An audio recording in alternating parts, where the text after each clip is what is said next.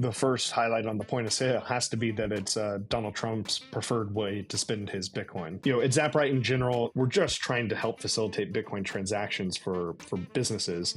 Now, our key strategy is not necessarily to build a point of sale. Like, we don't want to be building hardware. Like we did with e-commerce, we had a product called Payment Links.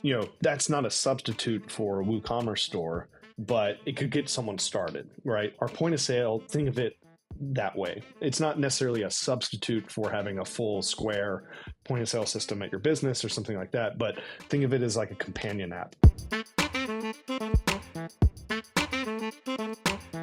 Welcome to the Business Bitcoinization Show, the show dedicated to helping you enrich your life and grow your business with Bitcoin, the hardest money on planet Earth. I'm your host, Josh Friedemann, and our guest today is Will Cole, who is the head of product at Zaprite, which was recently used for the first ever public Bitcoin transaction by a U.S. president. Today on the interview, we're going to be discussing some ways that Zaprite can help business owners and some new features they've recently released.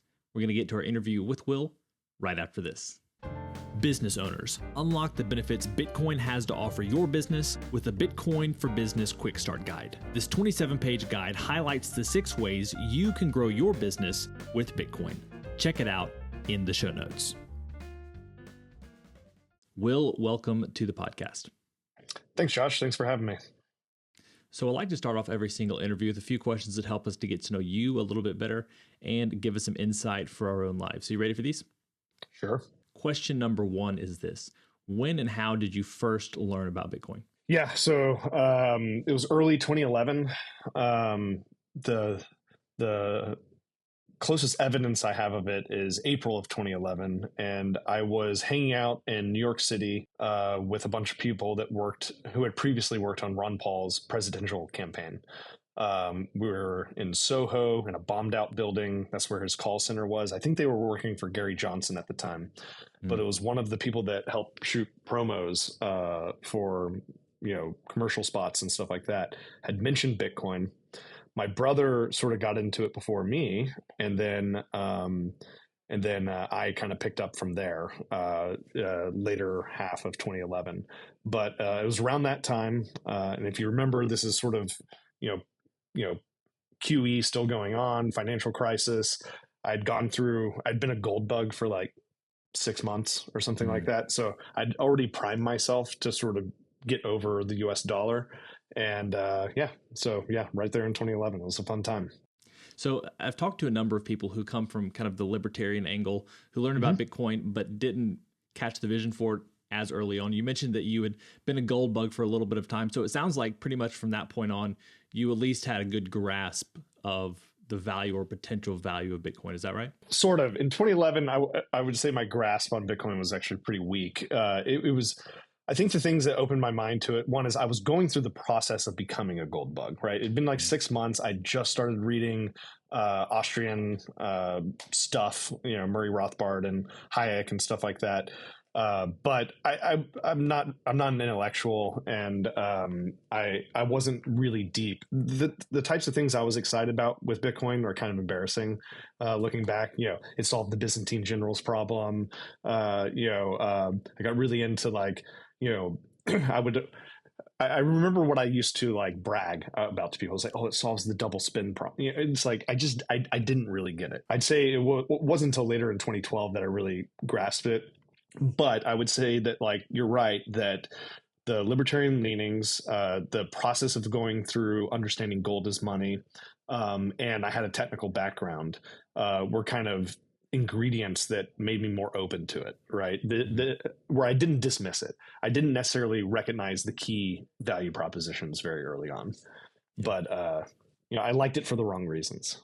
So question number 2 is this. What's an insight or fact about Bitcoin that you wish everyone understood? I think simplifying it. So the key thing that I did not understand in 2011, honestly, it would have been kind of impossible back in 2011 to get this, is that Bitcoin doesn't just promote a limited supply, but it's credibly enforced, and how that limited supply is enforced. I think that anyone coming into Bitcoin, if you can get that very early on, and not just, fall for the marketing of there will only ever be 21 million, but understand how it's enforced and why that is credible over a very long period of time. I feel like everything else sort of comes naturally from there. And I would say that, like, I knew that in the early days, but I think correctly, I didn't necessarily view it as credible yet. Right. Mm. And every year that supply limit was enforced, right?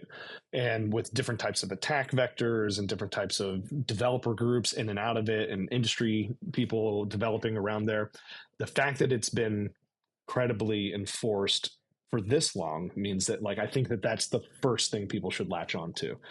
And that a lot of the narrative around Bitcoin, will sometimes obfuscate that, or just, think that everyone sort of understands that's true. But it's so incredibly weird. It's such a weird property of Bitcoin that it is limited in supply and it cannot be inflated. I really feel like that's the key insight or key fact about Bitcoin, that if everyone understood that Bitcoin would have a very different adoption curve to date. Interesting. Question number 3, what's the Bitcoin resource you most recommend to other people? This is the one I'm going to cheat on because there's so many I like. But what I've always, I used to have, I have a little recipe I like to give to people when they're first getting into it. I like to give people Nick Szabo's Shelling Out. So it doesn't even mention Bitcoin. It was written before Bitcoin was created. It's hosted up on the Satoshi Nakamoto Institute website, run by Michael Goldstein and Pierre Rochard.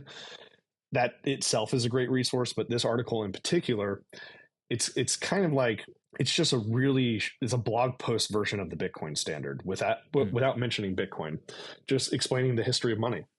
And until I read that, even my gold bug education, it all just sort of snapped into place. It's very short, very easy to read. It doesn't even mention Bitcoin. And from there, I would read the Bitcoin Standard, Saifedean's masterpiece. Again, it expands on what Shelling Out, history of money type concepts. And then, of course, ends with a lot about Bitcoin. And then lastly is Parker Lewis's Gradually and Suddenly, which is, much newer, and it's unbelievable. Like, I can't believe that I know the guy who wrote this. It's so good. And Parker's an exceptional first principles thinker, and I think it can get people in the mindset of, instead of being casually dismissive of the fiat world around us and just sort of be hand wavy about, like, oh, well, that's just the way things are, or is realizing that there are very intentional policies and people implementing those policies, and that they really don't know what they're doing. It's not a casual hand wave thing. It's very, very specific. And then getting into some macro concepts that, I'm just not, I don't think that way. And how that relates to Bitcoin, it's masterful. Got to read those 3 things. And I don't know that I've ever read that Szabo article you were just talking about. Also, I haven't read the completed, fully gathered, edited, Gradually then Suddenly. But for obviously, I've read the articles in the past, and for a while we were actually doing this series at our local Bitcoin meetup where we were looking at one at a time and discussing them. And it's really, like, there are a lot of things that a lot of people have never thought of, including myself. But especially if you're pretty new to Bitcoin, it's a whirlwind of information, but extremely helpful for sure. So, question number 4 gets us beyond Bitcoin. What is a resource, tool, or idea outside of Bitcoin that's been helpful to you or your work recently?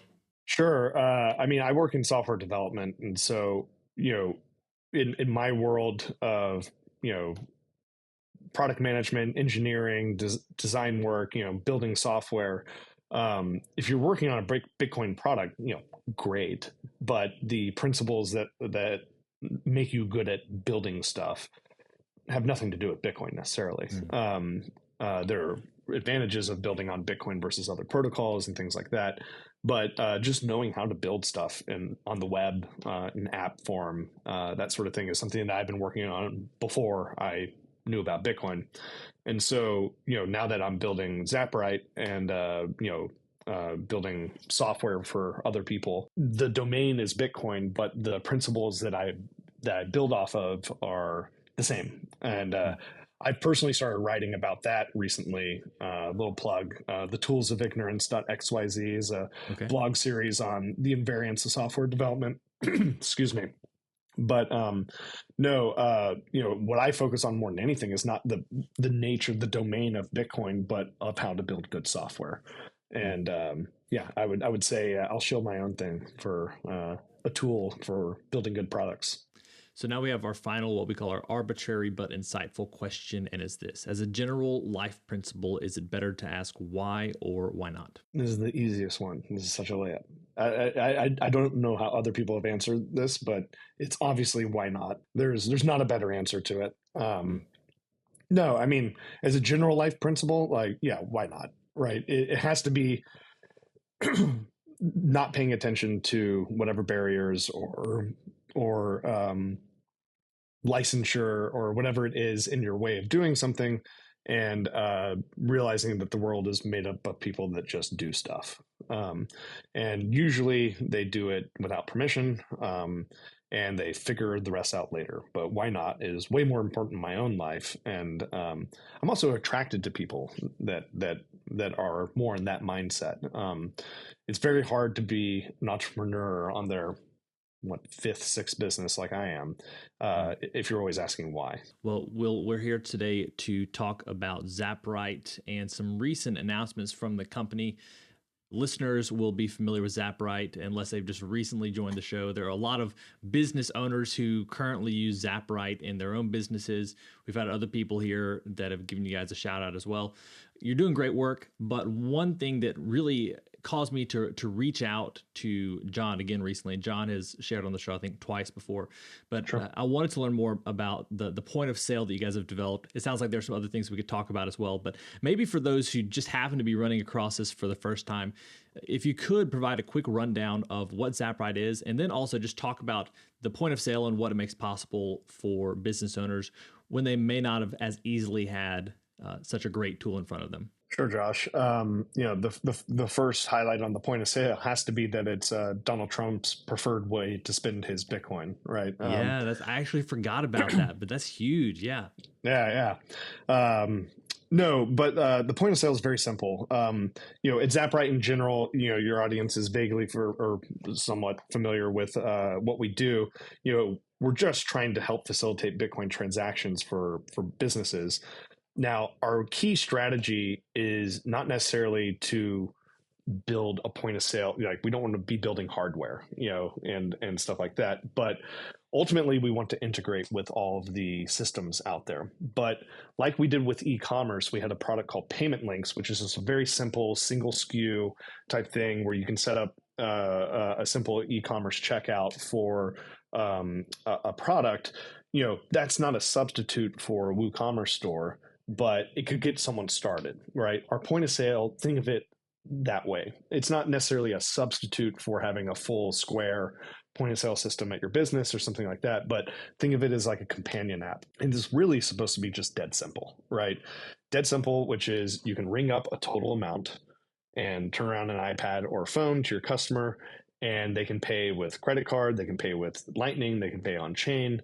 Really, any of the ways that that you could conceivably accept money. And typically, the way we've seen people use it is either they use it as a primary interface if they're only accepting Bitcoin, and then they use it as a companion app if they also have, say, like a Square point of sale or Clover or something like that.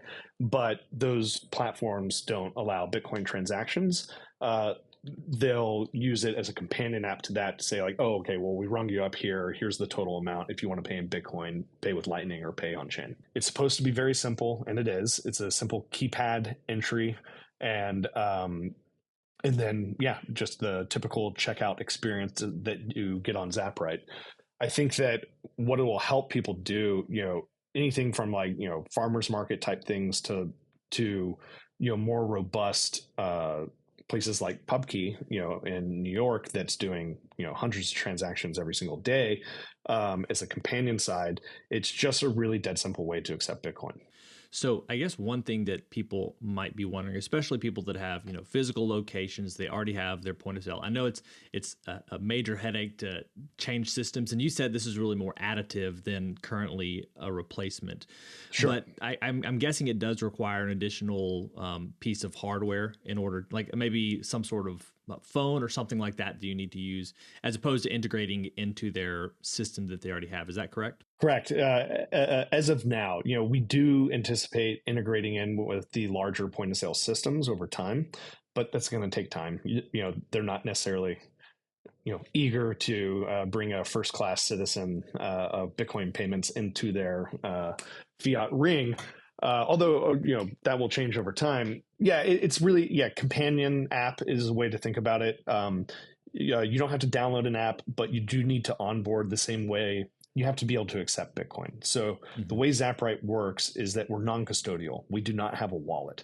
You bring your own wallet to the table. So if you already have a place you're comfortable custodying Bitcoin where it ends up, you can typically add in that wallet into Zaprite, and that funds will just flow there. So you go through the normal setup, and then you would have an iPhone or an iPad as a companion to your Clover, Toast, Square system.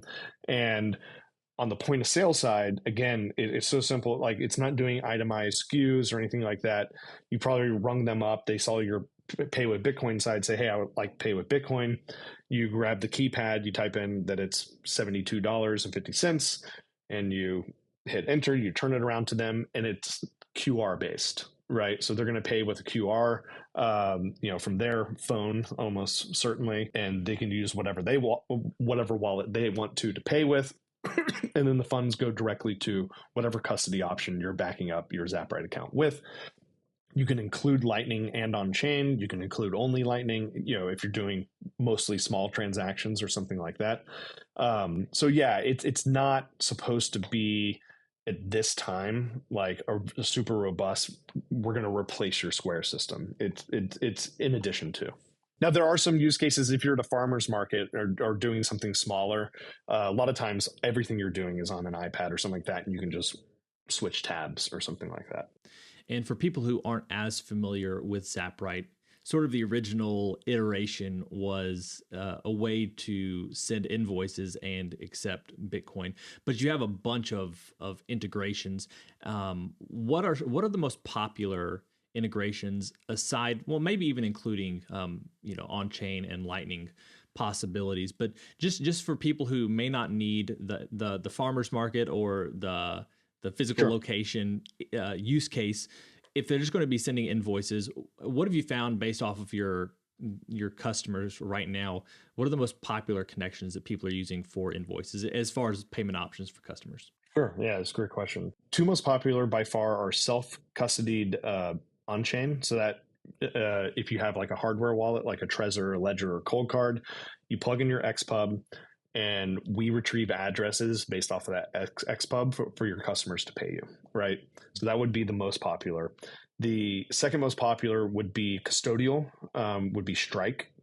Strike's a very popular Bitcoin exchange app, but they have fabulous APIs. They've been a great partner to us. And so a lot of people who don't want to do self-custody, at least not right away, sometimes it's just an ease of onboarding, will set up a business account with Strike. It also has the benefit of allowing on-chain and Lightning right away. And then also, on the Lightning side, we also have, direct L&D connections as well on the non-custodial side. But in terms of most popular, I would say Bitcoin on-chain with an XPub and Lightning custodially with Strike are probably the two most popular. And what are the USD payment options? Because every once in a while, even if you want to incentivize your customers to pay in Bitcoin or just let them see that there's that possibility, sometimes a customer is going to opt to pay in dollars. I know you have a Stripe integration. Are there others that are popular for people who are currently using Zaprite? Yeah, certainly. And it's worth backing up a little bit. Like, we're realists at Zaprite. We realize that just because you accept Bitcoin doesn't mean that all of a sudden 100% of your transactions are going to be in Bitcoin, right? You have a business to run. You have obligations in USD. You probably want some USD on your balance sheet in addition to Bitcoin. Sometimes that's a 50-50 split. Sometimes that's majority Bitcoin. Sometimes it's 5% Bitcoin. So we help you build these checkouts, right? You bring that wallet in, but you can also bring a fiat option in, and we'll create a unified checkout where a customer can choose between Bitcoin and credit card and ACH. And you can have a gnarly checkout with a lot of options. Most people have on-chain Lightning credit card, right? And of those fiat options, Stripe, as you mentioned, is very popular. We also have Square and PayPal/Venmo. So the Square one allows for Cash App payments as well. And then all three of them will allow will connect to your like Apple Pay, Google Pay options. So again, like you can have a checkout that says, Lightning, on-chain, credit card, Apple Pay or Google Pay, or if it's an invoicing, it could be ACH via Plaid on Square or something like that. So those fiat options are pretty open in terms of like what they allow. So just like you bring over your Bitcoin wallet, say your Strike account or something like that, you can also bring over your Square account, and then whatever Square offers, like we allow to be displayed in the checkout. So credit card, Cash App, Apple, Google, Square Pay, ACH, the list is long. And so whatever's right for your business, you can add in there. And from what we can see, our clients trend more towards the Bitcoin side of things, but sure, I think it's over 80% of them also accept fiat on their checkouts. And to be perfectly honest, I expect that to actually grow over time. That'll be like 90 something percent, and that the majority of the payments will be in fiat. For a business, if you're just, whether it's point of sale or you're doing invoicing or something like that, look, like, again, we're realists, is that most of those transactions are not going to be in Bitcoin today. If you're getting 20%, great for you. You can stack that on your balance sheet. That's fantastic.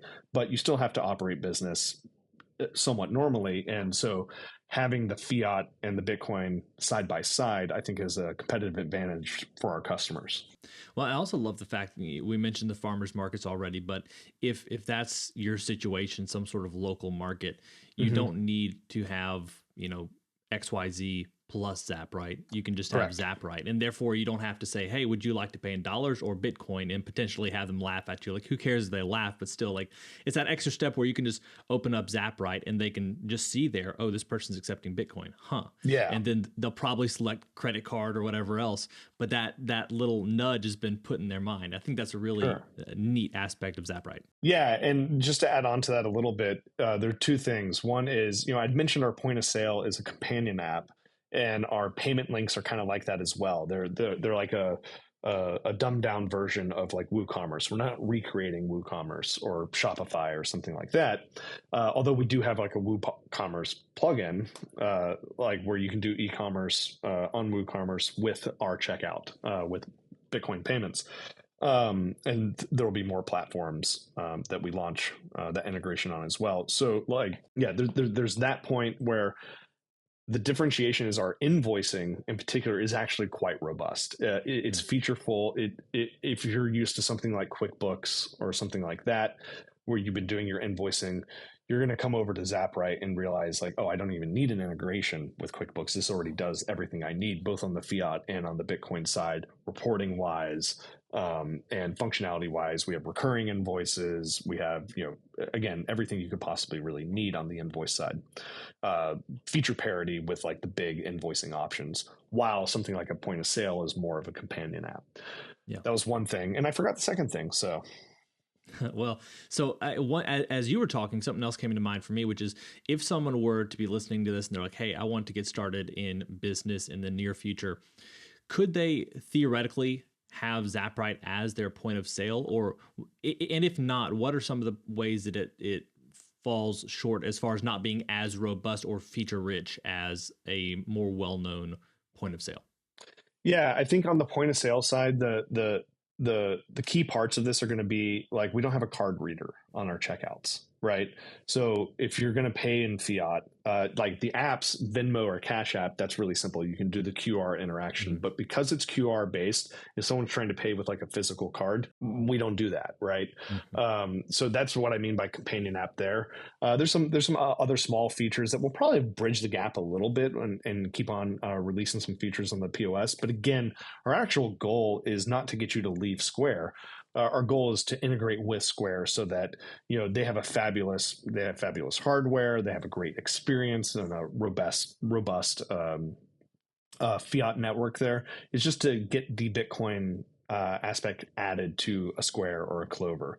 So yeah, there's some places where it could fall short there.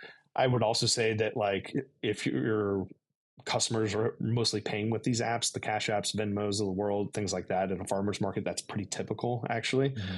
Then you're not really missing out on much, right? Yeah. So I would compare that. Also, the one I remember the second thing, which is, there's always this question, when you put fiat and Bitcoin side by side, are you trying to incentivize? Do you want more Bitcoin products? So or Bitcoin sales, is that we allow you to do things like discounts and premiums based off of payment method, not Mm-hmm. really method, but currency, right? Yeah. So if you're paying in Bitcoin, you can offer a discount, or if you're paying in fiat, you could charge a premium, right? Regardless of what the payment method is, credit card, ACH, app based, or whatever. That's really cool.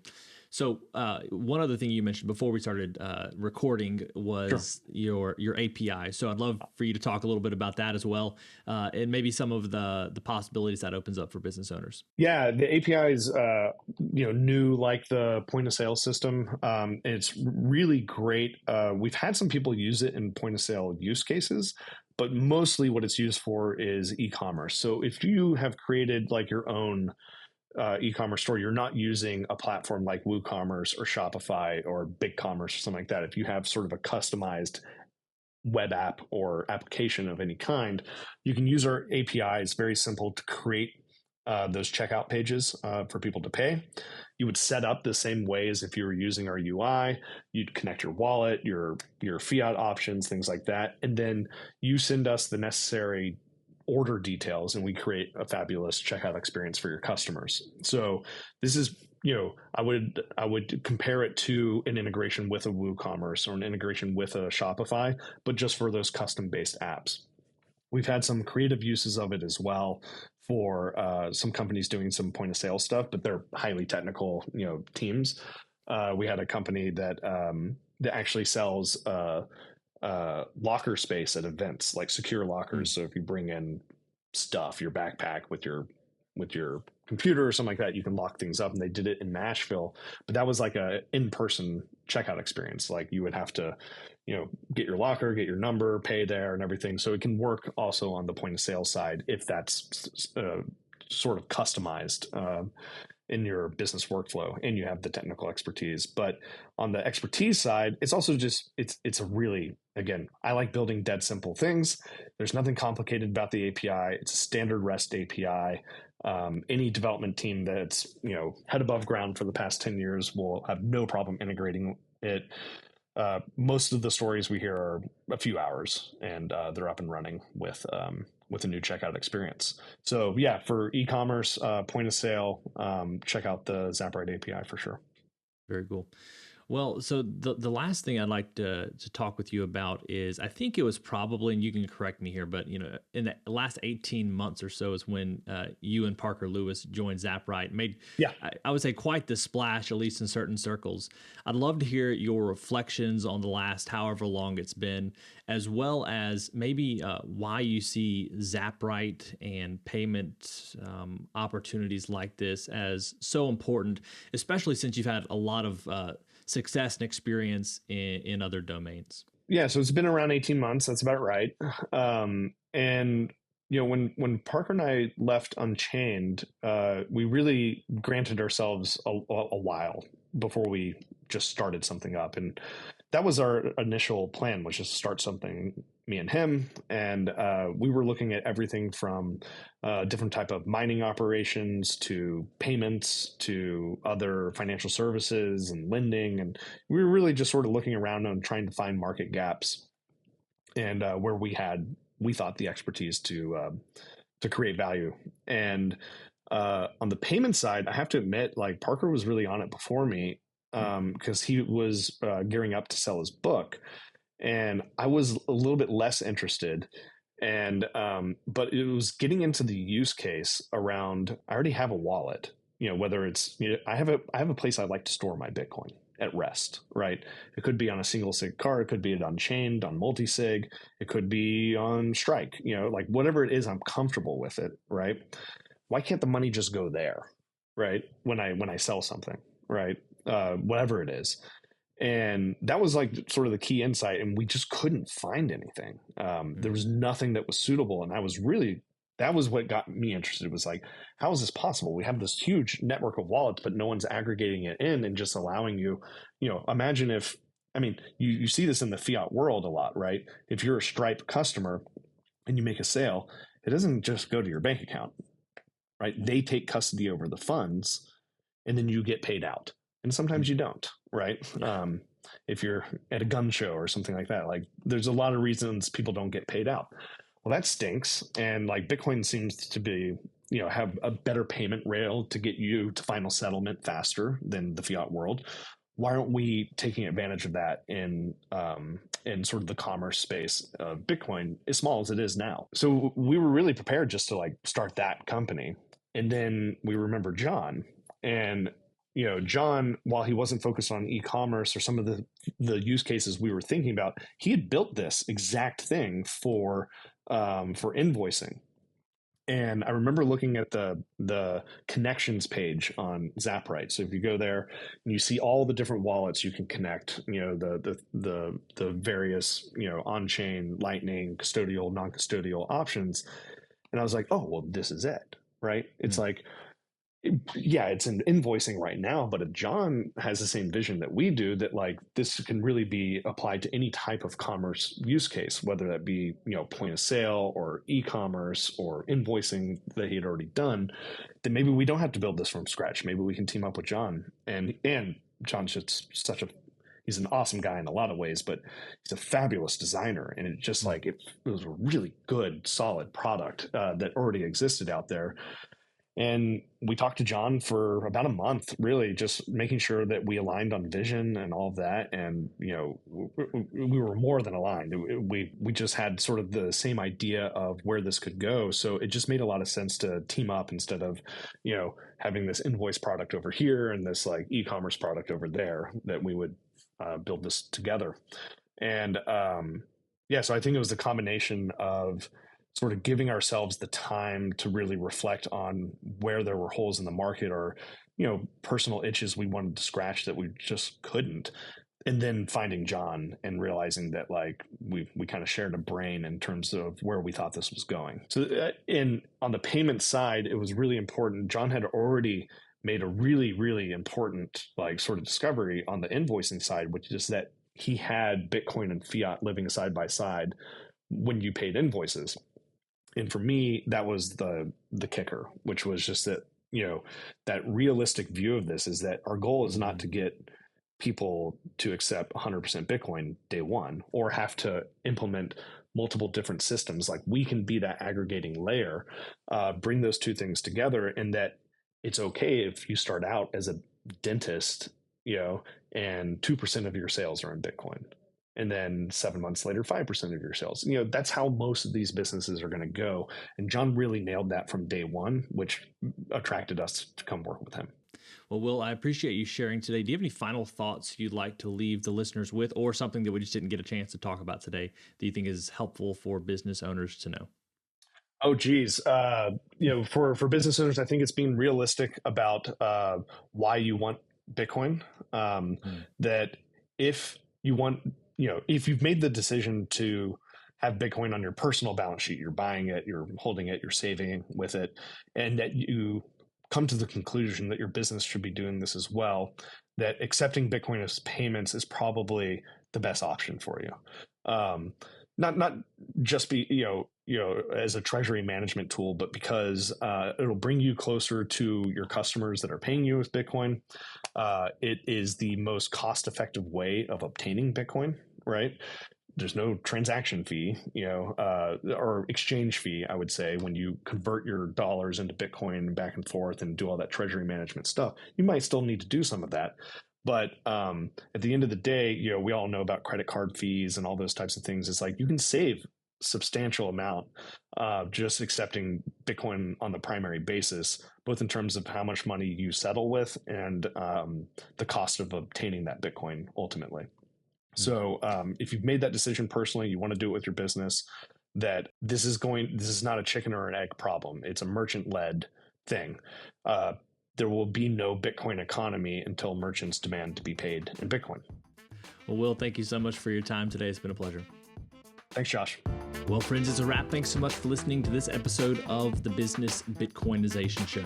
If you'd like to reach out to either me or Will, you can find those links down in the show notes. And if you or someone you know is interested in accepting Bitcoin as a business, check out Zaprite. As always, keep building, keep growing, and until next time, keep living and leading well.